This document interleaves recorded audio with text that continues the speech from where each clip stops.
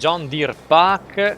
Ciao a tutti ragazzi e ben ritrovati in questa rapidissima presentazione. Come vi ho mostrato il pack di Fendt, che hanno tutti i terminali funzionanti e che interagiscono con le varie mod come la GPS, la ProSeed, la Vehicle Control Add-on, l'Enhanced Vehicle, eccetera, oltre alla Simple EC. In questo caso abbiamo un pacchetto magari un po' più contenuto, ma rivolto agli amanti dei John Deere.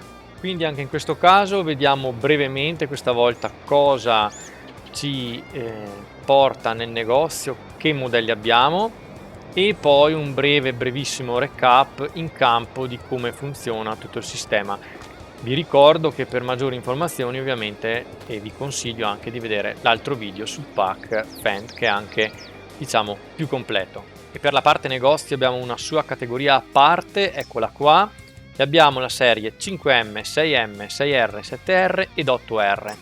Vediamone alcuni per vedere anche un discorso configurazioni, idraulica o pesi all'anteriore, la configurazione del motore, diversi modelli ovviamente come al solito, cambia la cavalleria, cambia il simboletto, cambia qualcosa a livello estetico.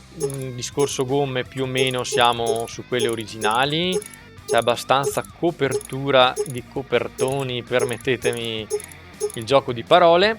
Poi vabbè, lampeggianti, configurazione del tettuccio riguarda l'interno della cabina, e questo ve lo mostro con un'altra mod particolare che viene utile per fare queste presentazioni.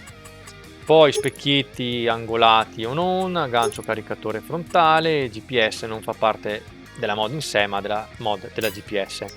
Lo stesso più o meno riguarda anche le altre serie, quindi non mi soffermo più di tanto perché, ripeto, qua chi conosce questi mezzi sa già più o meno cosa aspettarsi.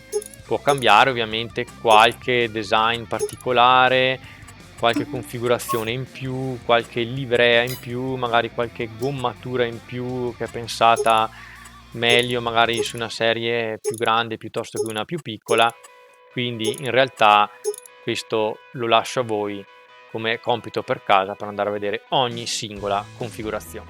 E vediamo dunque anche su un John Deere così un esempio classico per vedere il discorso terminali che si accendono, l'accensione ovviamente del mezzo, ma inoltre ricordiamo anche il fatto che, devo rimetterli ad, c'è anche un discorso Simple EC, quindi anche questo vi può tornare utile da sapere. Come al solito CTRL A oppure D, andate avanti con le paginate, quindi vedete che passate da diversi menu. Dietro abbiamo una seminatrice combinata, davanti ovviamente una zavorra, e quindi cosa succede se io schiaccio V? Mi dice che l'idraulica posteriore è stata abbassata oppure alzata, quindi se io passo schiacciando G davanti, quindi vedete che vado a selezionare la massa davanti e vado ad abbassarla, cosa succede? È l'altro indicatore che segnala tale abbassamento. Come al solito, se avete l'Enhanced Vehicle o comunque la Vehicle Control Add-on, trazione integrale, bloccaggi, ve lo segna in trasmissione, vi segna, torno indietro con il tasto G se accendete la PTO sia davanti che dietro. Ok, mi dice che è impossibile piantare questo frutto qui, ma non è quello il problema in questo momento.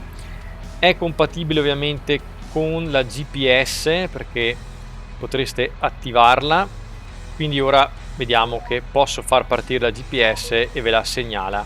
Vi segna una larghezza di lavoro che è errata, 9,14 m, ma con Alt R appunto abbiamo sistemato larghezza automatica e ha preso una working width appunto di 3 metri. Quindi come avete visto anche questi menu qua vi danno le indicazioni. Anche qua tra l'altro vedete il segnale sotto, io ero uscito per farvelo vedere ma in realtà è qua sotto anche che vi segna quale oggetto sto selezionando, se è davanti, dietro o dietro ancora, essendo una seminatrice combinata.